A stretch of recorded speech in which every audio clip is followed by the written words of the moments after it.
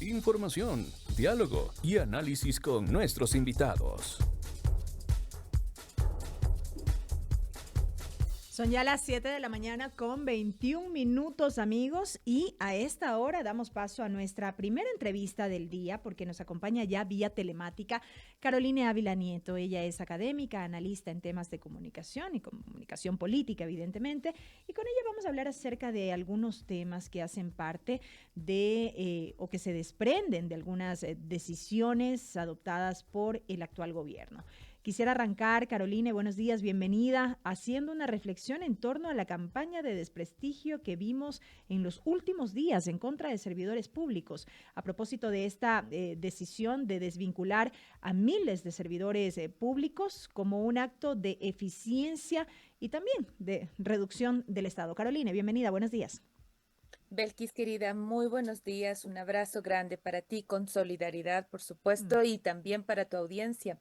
En efecto, cuando vemos nosotros este tipo de mensajes, principalmente en la campaña B, pero que fueron absolutamente alimentados por las vocerías, tanto de Jaramillo como luego del presidente en su discurso en Guayaquil, nos damos cuenta por dónde va, sobre todo el proceso comunicacional, ¿no? Por dónde va la narrativa y en dónde está además el espacio de disputa, que es justamente eso, cómo te cuentan la historia, el encuadre que en este momento la historia o el relato está teniendo. Y si bien es cierto, el jueves la gente estaba muy indignada por el despido de los 5.000 personas, en la escucha digital para el día domingo ya esa indignación se había neutralizado por otro tipo de emoción, también obviamente bastante básico, que es el de buscar un enemigo interno, un causante de problemas a los cuales echar la culpa. Si tú te fijas, esta idea de buscar un enemigo interno no es la primera vez que el gobierno lo hace. Hace un año atrás estaba culpando a la gente que estaba atrás de la escapada de Fito, de los esfuerzos en el cuidado sobre seguridad, de a quién echar la culpa, a quienes están confabulando con lo narco, luego quienes están boicoteando la energía, quienes están desde adentro insertando problemas en el Ministerio de Energía y finalmente pues ahora vemos cómo echa la culpa a este enemigo interno, ¿no es cierto? Los problemas que hay en salud, que habrá en las medicinas, en el tema de pasaportes o en el registro civil. Es bastante atractivo, incluso seductor, diremos así, caer en esta tentación porque es mucho más fácil buscar este tipo de fantasmas antes que estar concentrado en gestionar los resultados.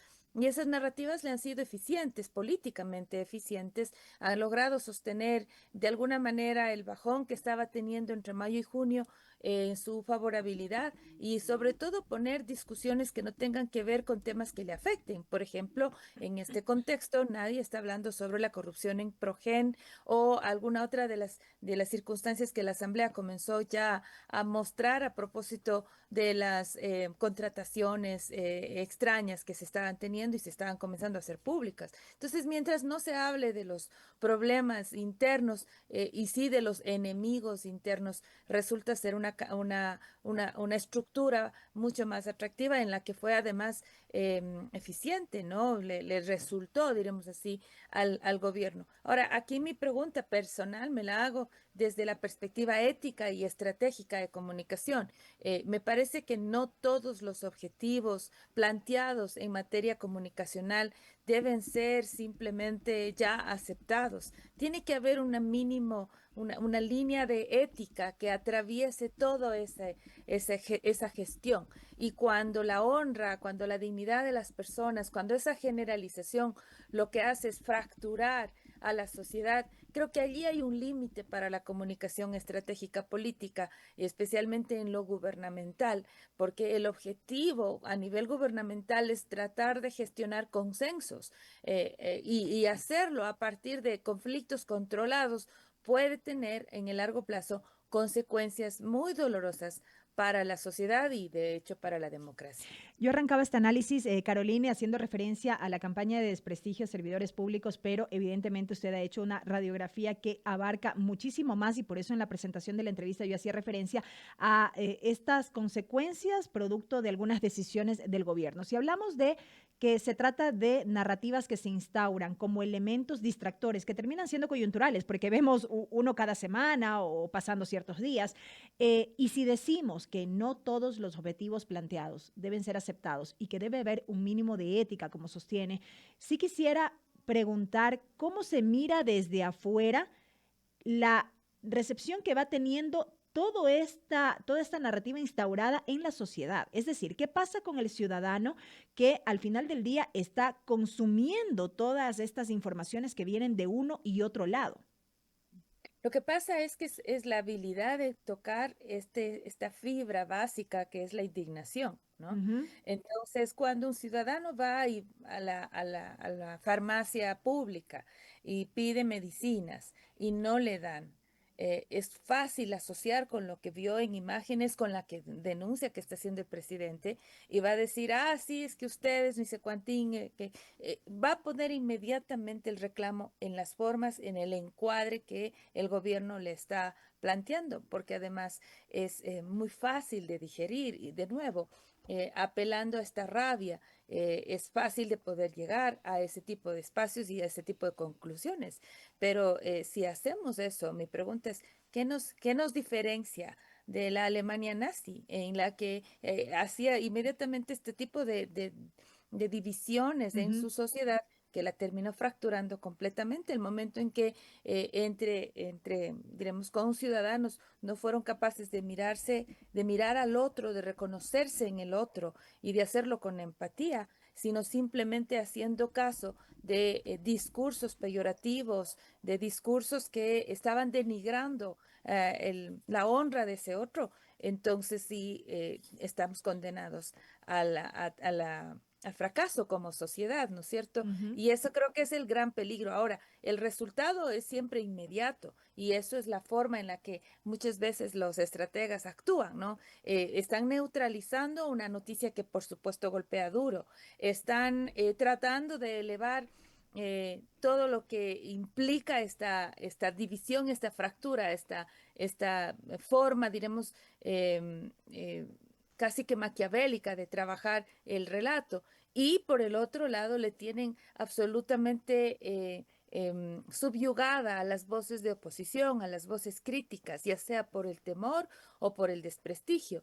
Son prácticas que el Ecuador ya ha vivido, pero que en el corto plazo funcionarán, pero en el largo plazo terminan fracturando mucho a la sociedad. Es Hacia, importante que el país tenga la posibilidad de ir hacia un camino distinto y no ujú. repetir aquellas prácticas que probablemente ya fueron rechazadas anteriormente. Hacia eso iba, Caroline, cuando usted dice pueden ser prácticas que en el corto plazo funcionan, a la larga pueden terminar trayendo consecuencias peores, digamos así, a nosotros como sociedad. ¿Cuánto más le puede seguir funcionando al gobierno esta forma de conducción en cuanto al gobierno en sí mismo, en lo comunicacional también? Y lo pregunto porque insisto, se siguen instaurando estas narrativas en momentos en que se cuestiona, por ejemplo, la conducción en la Asamblea Nacional, el manejo político al interior de la legislatura con la aprobación de leyes. Hace unos pocos días apenas vimos también con fuerza cómo a través de redes sociales se iniciaba toda una campaña en contra de la Corte Constitucional tratando de deslegitimarla por el hecho de tener en sus manos el análisis de varias acciones de inconstitucionalidad a leyes que fueron aprobadas y que fueron cuestionadas por la forma como fueron aprobadas. Es decir, leyes que fueron calificadas como inconstitucionales en la forma y el fondo, y es por eso que han sido observadas y ahora el análisis está en la Corte. Es decir, ¿cuánto más le puede seguir funcionando esta fórmula, digamos así, al gobierno cuando a la vez tenemos una serie de actuaciones que estarían reñidas en contra de la ley y la propia Constitución? En tanto y cuanto presente resultados, ¿no? Y ellos saben eso, además. ¿Recuerdas ese tuit un poco desesperado sobre la captura o la recaptura de Fito gracias a la ley que terminó inmediatamente siendo anulado, diremos, esta versión Ujú. gubernamental, porque no era verdad, o sea, la ley ni siquiera creo que recién se había publicado, en fin. Entonces, ellos reconocen, el gobierno sabe que necesita presentar resultados y necesita hacerlo con urgencia.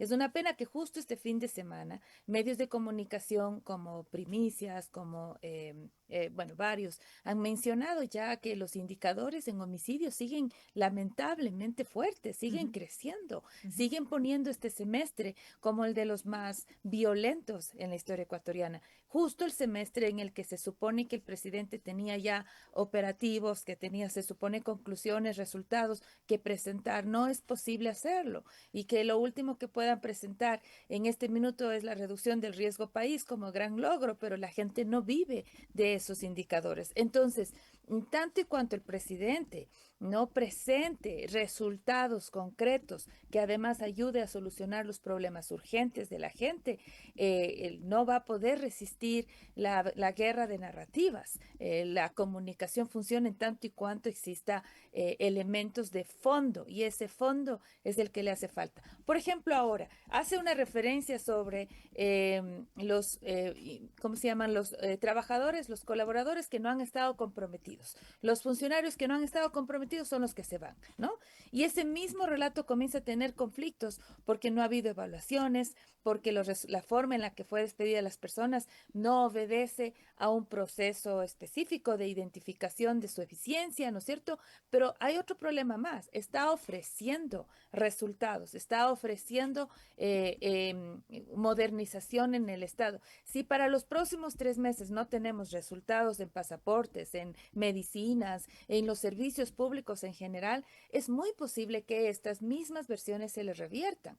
Ya le pasó el año anterior, cuando mencionaba, por ejemplo, que no iba a haber apagones y hubo hasta 14 horas, llegó hasta un 30% de aprobación. Es decir, al presidente y al gobierno ya le ha pasado que le toca desdecirse a sí mismo y esas Ujú. contradicciones le pasan factura en su aprobación. Pero ¿qué es lo que sucede después? Es que frente a una oposición que no logra reaccionar, frente también a resultados que son así como muy fuertemente enfocados, así, me quitaste la luz, ahora me devuelves la luz, entonces otra vez te gestiono. Lo mismo podría pasar ahora, si es que vuelve de nuevo algo que le genera un fervor positivo a la sociedad, pues nuevamente podría recuperar. Y es lo que pasó con la captura de Fito. A pesar de ser el mes más duro, capturar a Fito implicó que pueda mejorar sus puntos a favor. Habrá que ver qué sacan en septiembre para que puedan mejorar esos puntos que en este momento en agosto podrían estarse viendo afectados, ¿no es cierto? A partir de resultados tanto en la seguridad como en lo económico, a partir de la pérdida de los trabajos. Caroline, pero si bien lo que se busca por parte del gobierno es presentar resultados a como dé lugar, ¿no resulta preocupante esta forma deliberada de engañar a la población? Yo al menos lo califico así, porque se trata de eso y ejemplos hay varios. Usted ya citó uno al menos, ¿no? La captura de Fito debido a la vigencia de tal ley. No, no fue así. La ausencia de los alcaldes ante estos llamados, por ejemplo, en la Asamblea Nacional, en estas comisiones que lo convocaron, porque no quieren dar la cara a la población cuando no está dentro de las competencias dentro de la Asamblea. ¿No preocupan estos discursos y no preocupa más que en gran medida parte de la población poco o nada le importe ser engañado de esa manera? Claro que preocupan, pero es verdad también que ese tipo de relatos no son los que en este momento están en el top Ujú, de la preocupación de la ciudadanía, ujú, ¿no?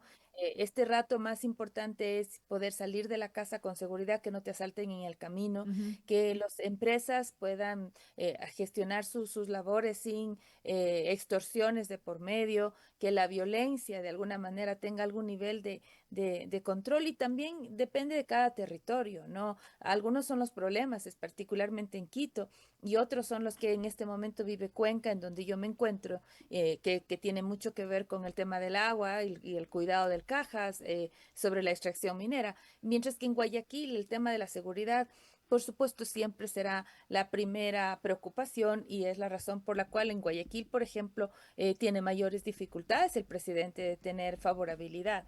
Entonces, claro, o sea, es verdad que molesta, que preocupa, que no es la forma en la que un gobernante debería tratar a su pueblo en términos de no ser honesto y transparente, pero ante las otras urgencias más básicas y fundamentales que la población tiene, estos otros relatos, estas otras conversaciones, por ejemplo, sobre lo que pasa o deja de pasar en la asamblea, termina siendo irrelevante para la población que tiene problemas más profundos, ¿no? Y creo que eso, por ejemplo, es otra de las cosas que generan los resultados que hasta ahora estamos viendo, porque la gente, yo he visto estrategas preguntarse, pero ¿cómo es posible que teniendo 14 horas sin luz al pueblo, el pueblo lo haya vuelto a votar? Ujú. ¿O cómo es posible que teniendo los 6 meses más inseguros, la gente haya pensado que la recaptura de Fito puede ser una solución, qué sé yo? Y es precisamente porque del otro lado de la vereda no se está teniendo un relato consistente sobre qué opciones tiene la población ecuatoriana. Cuando solamente se atacan ciertas agendas que están todavía en la élite política y no en la base de la preocupación de la población, y a esa base no se le da otra opción, otro discurso para poder tener como alternativa a lo que en este momento tienen el gobierno, pues se quedan con el malo conocido, como se dijera en términos coloquiales, ¿no? Ujú. Esa es la razón por la cual creemos que sigue siendo eficiente en la guerra de narrativas el gobierno nacional. Lo último, Caroline, ¿qué pasa con la oposición que no logra reaccionar, como decía? Ujú.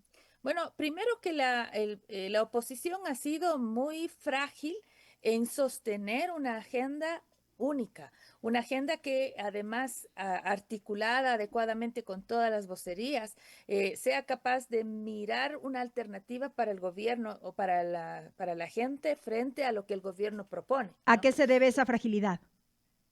Porque están con otros intereses. Espero que ahora, con el remesón que han tenido, pueda reaccionar un poco la oposición, ¿no? Ujú. Porque la primera línea, ¿cuál fue? No reconocer al gobierno. La siguiente línea era tratar de ver cómo se desmarcan de Santiago Díaz. En fin, el punto es, no tienen una línea clara sobre cómo actuar frente a la población, más allá que frente al gobierno. Entonces, necesitan tener una mejor estrategia en ese contexto y sobre todo más articulados.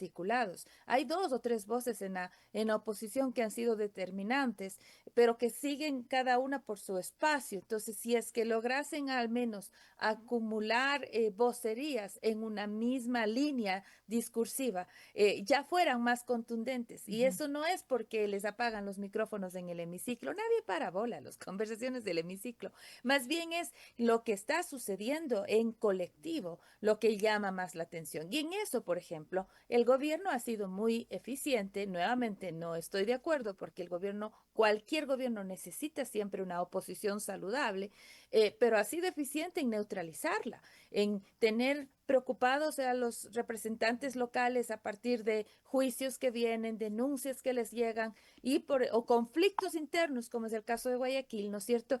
Y por el otro Ujú. lado, tener, por ejemplo, una agenda que ataca directamente a los asambleístas de oposición por errores que además cometen, porque ese es el caso, hay que decirlo, y que no son capaces de reaccionar adecuadamente. Entonces, el momento en que la oposición se reagrupe y sea capaz de tener una sola línea clara, un proyecto de ley, por ejemplo, o un paquete de proyectos de ley que estén destinados hacia la población y sus principales necesidades, indistinto de lo que haga el gobierno o deje de hacer, ya tienes allí una conversación diferente, que no sea solamente los líos internos que hasta el momento se han hecho públicos incluso. Como una intención o una conversación diferente, como bien lo dice, porque de ahí a que algo así prospere, por ejemplo, en cuanto a trámite en una asamblea como la que tenemos en estos momentos, bien difícil.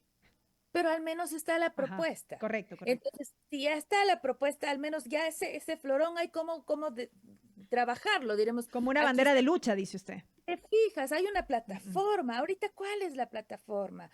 Ojalá y la encuentren pronto, ¿no? Porque si la plataforma va a ser únicamente la eliminación de los 5 asambleístas traidores, tampoco alcanza. No es la primera preocupación de la población.